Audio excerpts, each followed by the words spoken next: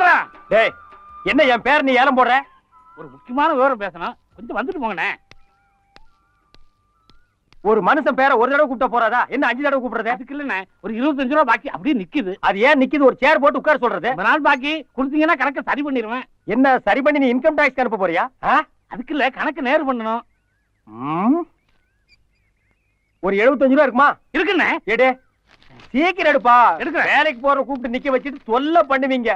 டயமா இருக்குப்பா. இருக்குண்ணே. போச்சுரா. ஐயே, இதுதான் நமக்கு ஆவாதுங்கிறது. அட என்னப்பா நீ எங்கெங்க போறீங்க? சீக்கிரம். அடச்சே, எவ்வளவு வேலை கெட்டு போச்சு எனக்கு. கோச்சுக்காதீங்க, கோச்சுக்காதீங்க.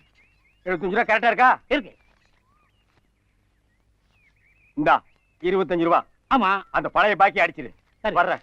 அண்ணா அண்ணா, என்ன இந்த 75? அது புது பாக்கியில எழுதிக்க.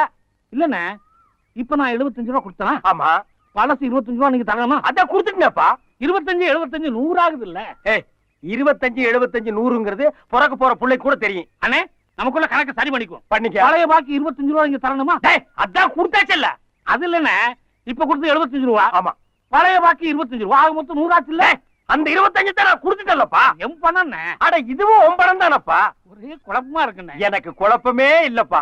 ஒண்ணு செய்யுங்கண்ணே, இந்த 25 ரூபாயை நீங்களே வச்சுக்கோங்க. சந்தோஷம். 100 ரூபாயா உங்க கணக்கெல்லாம் எழுதிக்குவா? எழுதிக்க. இன்னொரு 100 கொடுத்துட்டு 200 எழுதிக்க. இன்னொரு 100 கூட 300 எழுதிக்க. இன்னொரு 200 கொடுத்துட்டு 500 எழுதிக்க. இப்போ உனக்கு குழப்பம் இல்லையே?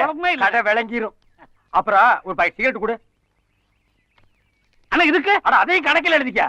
இந்த மிளகா வத்தல அண்ணா வியாபாரத்துக்குண்ணே வச்சுக்க.